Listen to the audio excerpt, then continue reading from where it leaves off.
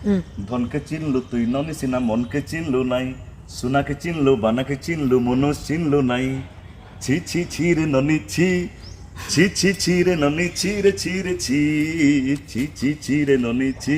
ଏବେ ସବୁଠି ଭାଇରାଲ୍ ହେଉଛି ଛି ଛି ଛିରେ ନନି ଛି ଗୀତ, ଯେଉଁଠାରେ ଓଡ଼ିଶାର ଲୋକମାନେ ଏହି ଗୀତକୁ ବେଶ୍ ଭଲ ପାଇବା ଦେଉଛନ୍ତି।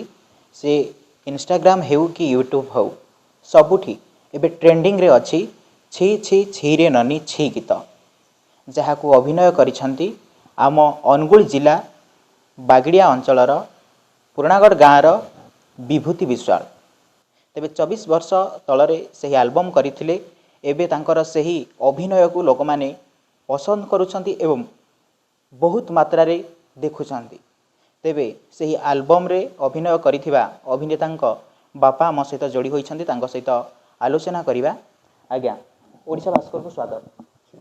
ଦେଖନ୍ତୁ କ'ଣ କହିବେ କି 24 ବର୍ଷ ତଳରେ ପୁଅ ଆଲବମ୍ ଯେଉଁଟା କରିଥିଲେ ଏବେ ଭାଇରାଲ୍ ହେଉଛି, ଲୋକମାନେ ବହୁତ ମାତ୍ରାରେ ଦେଖୁଛନ୍ତି ଏବଂ ବହୁତ ମାତ୍ରାରେ ଭଲ ପାଇବା ମଧ୍ୟ ଦେଉଛନ୍ତି। ଆପଣ କେତେ ଖୁସି ଅଛନ୍ତି ଦେଖୁଛନ୍ତି ଯେତେବେଳେ? ଦେଖନ୍ତୁ ଆଜ୍ଞା, ଆମେ ବହୁତ ଖୁସି ଅଛୁ, କିନ୍ତୁ ସିଏ ପାଠ ପଢ଼ୁଥିଲା ସମ୍ବଲପୁରରେ, ଆମେ ସର୍ଭିସ୍ କରିଥିବା ବେଳେ ପୁଅ ଆମ ପାଖରେ ରହୁଥିଲା। ପୁଅ ରହିବା ବେଳେ ସିଏ ପ୍ରଥମରୁ ତା'ର ପଢ଼ିବା ପିରିୟଡ଼ରୁ ପଟନାପଡ଼ାରୁ ପଢ଼ିବା ପିରିୟଡ଼ରୁ ସେ ନାଟ ଗୀତ ସବୁଥିରେ ସେ ପାରାଗାମ ଭଳିଆ ଥିଲା। ତାପରେ କିଛି ବର୍ଷ ତଳରେ 2004 ମସିହାରୁ ଛି ଛି ଛିରେ ନୁନି ଏଇ ଗୀତ କରିଥିଲା। ଏଇ ଗୀତ ଓଡ଼ିଶାବାସୀ ଚାରିଆଡ଼େ ଭାଇରାଲ୍ ହେବା ଦ୍ୱାରା ଯେତିକି ସମସ୍ତେ ରାସ୍ତାଘାଟ ଯୁଆଡ଼େ ଗଲେ ସମସ୍ତେ ଆମକୁ ଦେଖୁଛି। ଏଥିରେ ଆମେ ସନ୍ତୁଷ୍ଟ ହେଇ ବହୁତ ମାତ୍ରାରେ କ'ଣ କହୁଛନ୍ତି ଯେତେବେଳେ କହୁଛନ୍ତି ପୁଅ ବାହାରି ଟିଭିରେ କେତେ ଖୁସି ଲାଗୁଛି?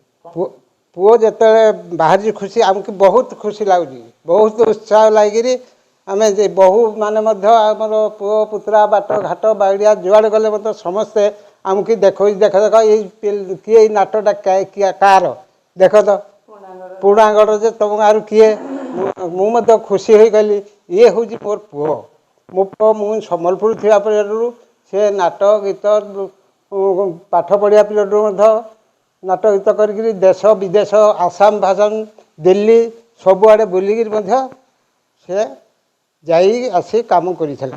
କିନ୍ତୁ ପଢ଼ିବାରେ ତା'ର ପ୍ରଥମରୁ ମଧ୍ୟ ଚେଷ୍ଟା ଥିଲା ଯେ ବାପା ମୁଁ ହିରୋ ହେବି। ବୋଲେ ବାପା ତୁ ହିରୋ ହେବୁ, ତୁ ଏଠି ଓଡ଼ିଶାରେ ଥାଇକିରି ବାଡ଼ିଆ ପୁରୁଣାଗଡ଼ରେ ରହିକିରି କେଉଁଠି ହିରୋ ହେବୁ। ସେ କହିଲା ବାପା ଦେଖ ଦିନେ ନା ଦିନେ ଯଦି ମୁଁ ହିରୋ ନ ହେଉଛି ମୋତେ କହିବ। ମୁଁ କହିଲି ଆହୁରି ମୋତେ ଖୁସିର ଖବର ହେଇପାରିବ ଯଦି ମୁଁ ଅତ୍ୟନ୍ତ ଖୁସିରେ ରହିଲି।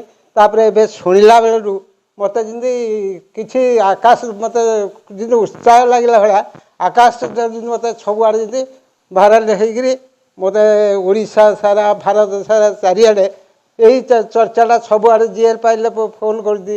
ଏବେ ଦିନେ ମୁଁ ଯାଇଥିଲି ଆର୍ଆଇ ମୋତେ କହିଲେ ଆଜ୍ଞା ଇଏ ଆପଣ ପୁରୁଣାଗଡ଼ ଆପଣ କିଏ ଜଣ? ମୁଁ କହିଲି ଆଜ୍ଞା ମୋ ପୁଅ। ଆପଣ ପୁଅ? ମୁଁ କହିଲି ହଁ ସାର୍, ମୁଁ ସର୍ଭିସ୍ କରିଥିଲି ସମ୍ବଲପୁରରେ DDA ୱାଟର ମ୍ୟାନେଜମେଣ୍ଟରେ। କରିବା ପରେ ମୋତେ ଏଇଟା ଆସିଲା। ମୁଁ ଆଜ୍ଞା ଅକ୍ଟୋବର 2013ରେ ରିଟାୟାର୍ଡ଼ କରିକିରି ମୁଁ ଘରେ ରହୁଛୁ। ଆମେ ଘରେ ରହିଲା ପରେ ଏଗୁଡ଼ା ସବୁ ଦେଖିକିରି ଆର୍ଆଇ କହିଲେ ଧନ୍ୟବାଦ, ତୁମେ ଏତେ ତୁମ ପୁଅ ଏମିତି ହିରୋ ହେବ ବୋଲି ଆଶା କରିଥିଲ। ମୁଁ କହିଲି ଆଶା କରିବୁ କାହିଁକି, ଗୋଟେ ଆଶା ତ ମନରେ ରହୁଛି ନା, କିନ୍ତୁ କ'ଣ ହେବ ନ ହେବ କଥା ଆଜ୍ଞା ମୁଁ କହିପାରିବିନି, କିନ୍ତୁ ଆଶା ଗୋଟେ ଥିଲା କିନ୍ତୁ ହେଇଗଲା। ଏଇଟା ଆମକୁ ବହୁତ ଉତ୍ସାହ ଲାଗୁଛି। ଆଉ ଗୋଟେ କଥା, ଆପଣଙ୍କର ପୁଅ କେତେ ପର୍ଯ୍ୟନ୍ତ ପାଠ ପଢ଼ିଛନ୍ତି? ଆମେ ଶୁଣିଛୁ MBA ପାଠ ପଢ଼ିଛନ୍ତି, ଆଉ ତାଙ୍କୁ ବି ଚାକିରି ଆସିଥିଲା, ପୋଲିସ ଚାକିରି ଆସିଥିଲା। ସେ ଆକ୍ଟିଂ କରିବେ ବୋଲି, ଫିଲ୍ମରେ ଅଭିନୟ କରିବେ ବୋଲି ସେ ଚାକିରି ମଧ୍ୟ ଛାଡ଼ିଲେ, କ'ଣ କହିବେ? ଦେଖନ୍ତୁ ପୁଅ MBA କରିଛି, ପଢ଼ିକିରି ଚାରିଆଡ଼େ ଦିଲ୍ଲୀ ଫିଲ୍ମ ଚାରିଆଡ଼େ ଇଏ କରିଛି। ତାପରେ ଚାକିରି ମଧ୍ୟ ପୋଲିସରେ ହେଇଥିଲା, କିନ୍ତୁ ଚାକିରିରେ ତା'ର ମନ ନାହିଁ। କିନ୍ତୁ ତା'ର ସବୁବେଳେ ଚିନ୍ତା ଥିଲା ଯେ ମୁଁ ଗୋଟେ ହିରୋ ହେବି, ଦିନେ ନା ଦିନେ ମୁଁ ଗୋଟେ ହିରୋ ହେବି। କେବଳ ହେଲେ ସୁଦ୍ଧା ଆମ ମନଟା କେତେବେଳେ ଏତେ ବର୍ଷ ହେଲା ପର୍ଯ୍ୟନ୍ତ ରୋଜଗାର ନାହିଁ, ଅନ୍ଦାନ ପାଇବି ଗୋଟେ ଚିନ୍ତାର୍ଥ ଥିଲୁ ଆଉ। କିନ୍ତୁ ଏବେ ଶୁଣିଲା ପରେ ଉତ୍ସାହ ଲାଗୁଛି। ଏଇ ଛି ଛି ଛିରେ ନୁନି ଏଇ ଗୀତଟା ଶୁଣିଲା ପରେ ଉତ୍ସାହ ଲାଗୁଛି। ଆଜ୍ଞା ଯେଉଁ ଭାଇରାଲ ହେଇଛି ଆପଣଙ୍କର ପୁଅର ଗୀତ ଯେଉଁ ଅଭିନୟ କରିଛନ୍ତି ଛି ଛି ଛିରେ ନନି, ଆପଣ ଗୀତ କିଛି ଜାଣିଛନ୍ତି ଗାଇପାରିବେ ଟିକେ?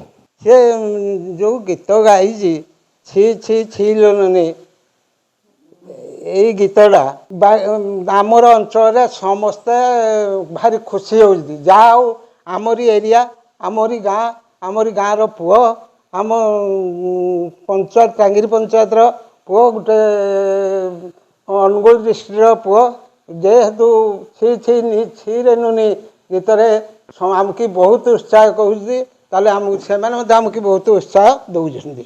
ତେଣୁକରି ଯେଉଁ ପ୍ରତିକ୍ରିୟା ରଖୁଥିଲେ କି ଖୁସିରେ ଆଖିରୁ ଲୁହ ବାହାରି ପଡ଼ୁଛି, 24 ବର୍ଷ ପୁରୁଣା ଗୀତ ଏବେ ଟ୍ରେଣ୍ଡିଂରେ ଅଛି, ଲୋକମାନେ ବେଶ ଭଲ ପାଇବା ଦେଉଛନ୍ତି।